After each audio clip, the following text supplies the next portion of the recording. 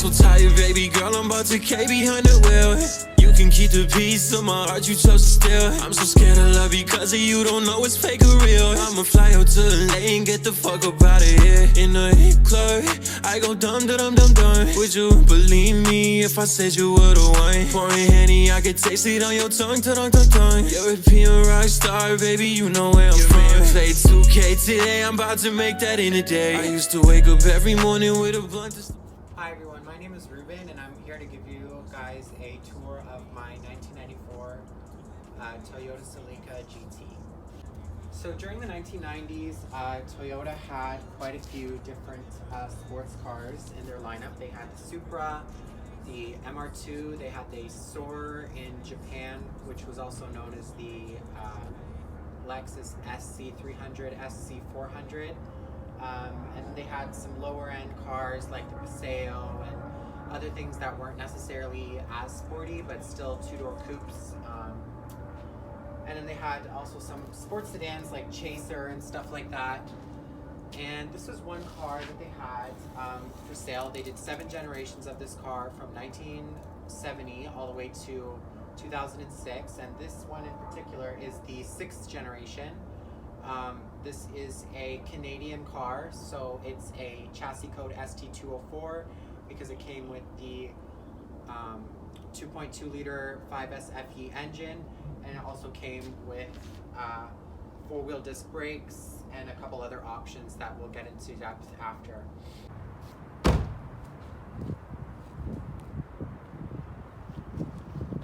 So in the 1990s, Toyota had released their 5th generation Toyota Celica, which was a chassis code ST1800, I guess you could say, all the way up to ST185. And they had a couple different variations. You could get it with 4-wheel steering. You could get turbo all-wheel drive, which was the ST185 and ST185 RC. They used that car to compete in the WRC, and as soon as that car was released in 1990, they started working on this, which is the ST200 series of Celica. So this was released in 1994. I guess, well, it was released in 1993 as a 1994 model year, right around the same time that they released the Mark IV Supra.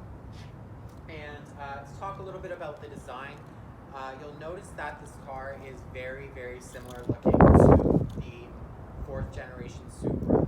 A lot of the body lines are the same, especially from the windscreen back. You can really see that the spoiler is very similar. Rear fenders are bulged out and very flared and wide at the back, similar to the Supra. Around front, it's a similar shape, but when you get into the actual full front quarter, you'll notice that it's quite different, and it's actually more similar at the front end to a SC400 series than it is to a Supra. But you'll notice if you look at 90s sports cars made by Toyota, even the MR2, the Supra, the Lexus SC Coupe, and the Celica, they all do share a lot of design traits with each other. They're all very rounded, aerodynamic looking, and they all kind of have like brother and sister characteristics. So just kind of looking from that angle, you can really see the design here. It's very flared out as it comes to the side here. It's got a very low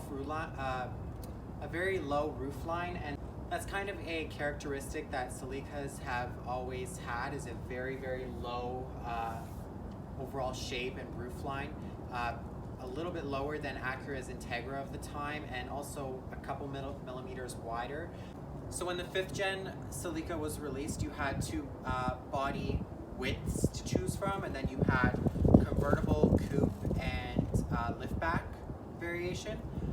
So you got a narrow body if you went anything below a GTS, and then if you got the GTS, you got the wide body flares, and that was also the same body for the GT4. But the ST200 series were all same body width, but you did still have the option throughout the 1994 to 1999, you still had the option of convertible, coupe, and liftback, depending on what year you went for.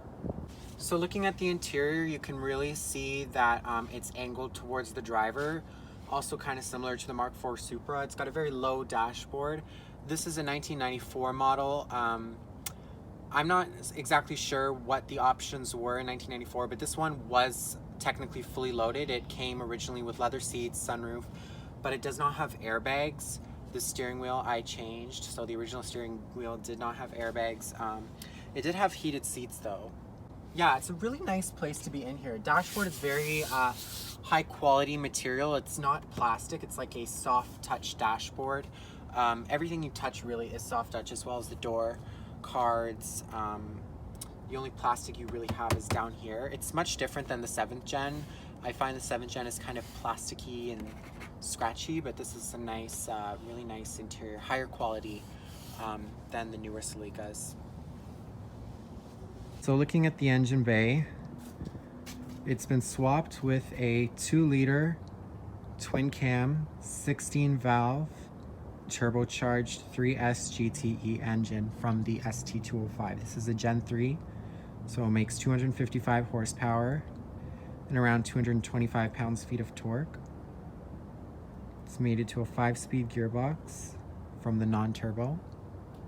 And yeah, it's a very dirty engine bay. I'm very sorry. Working on it.